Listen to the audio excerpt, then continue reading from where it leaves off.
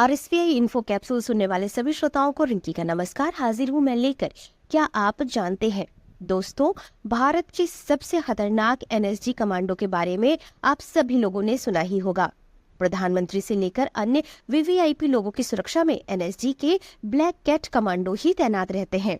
इसके अलावा देश की सुरक्षा के लिए आतंकी हमले जैसे मुश्किल परिस्थितियों में भी एनएसजी कमांडो ही ऑपरेशन को अंजाम देते हैं। ये कमांडो सिर से पांव तक काले रंग के कपड़ों में ढके रहते हैं, इसलिए इन्हें ब्लैक कैट कमांडो कहा जाता है।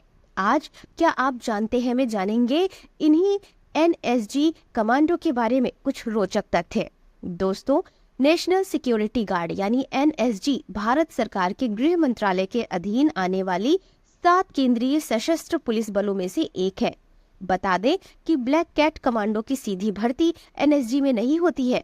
इसकी ट्रेनिंग के लिए भारतीय सेना और अर्धसैनिक बलों के सर्वश्रेष्ठ जवानों को ही चुना जाता है। इसकी ट्रेनिंग बहुत ही कठिन होती है। वहीं एनएसजी में चुने जाने वाले कमांडो में 53% कमांडो भारतीय सेना से आते हैं।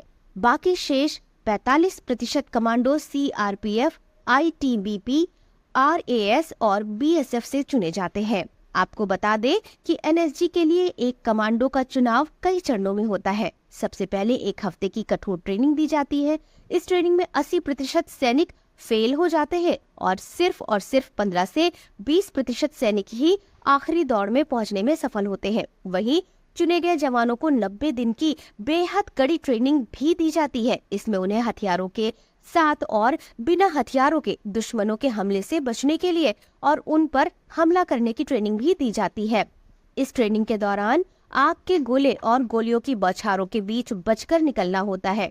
3 महीने की ये ट्रेनिंग पास करने वाले सैनिक देश के सबसे खतरनाक और ताकतवर कमांडो में शामिल होने की योग्यता रखते हैं। आपको बता दें, एनएसजी कमांडो को ऐसे ही सबसे ताकतवर नहीं कहा जाता है। ये अपने सबसे कठिन ट्रेनिंग में बहुत सारी चीजें सीखते हैं। ट्रेनिंग की शुरुआत में जवानों में 30% से 40% फिटनेस योग्यता होती है, जो ट्रेनिंग खत्म होते होते 80 से 90% तक हो जाती है। वहीं नेशनल सिक्योरिटी गार्ड कमांडो को एक गोली से एक जान लेने की ट्रेनिंग दी जाती है। कमांडो को आंख बंद करके निशाना लगाने से लेकर अंधेरे में निशाना लगाने की भी ट्रेनिंग दी जाती है। एनएसजी ड्राइवर चुनने के लिए अलग से प्रक्रिया भी बनाई जाती है। इस दौरान खतरनाक रास्तों, बारूदी सुरंगों और हमलावरों से घिर जाने की स्थिति में ड्राइविंग की ट्रेनिंग दी जाती है। ये भी बताया जाता है कि एक एनएसजी कमांडो करीब 15 दिन तक बिना खाए पिए और सोए अपने ऑपरेशन को अंजाम दे सकता है। ये था हमारा आज का क्या आप जानते हैं। ऐसे ही रोचक तथ्यों के लिए सुनते रहिए आरएसवीआई इन्फो कैप्सूल। अब आज के लिए मुझे दीजिए इजाजत। नमस्कार।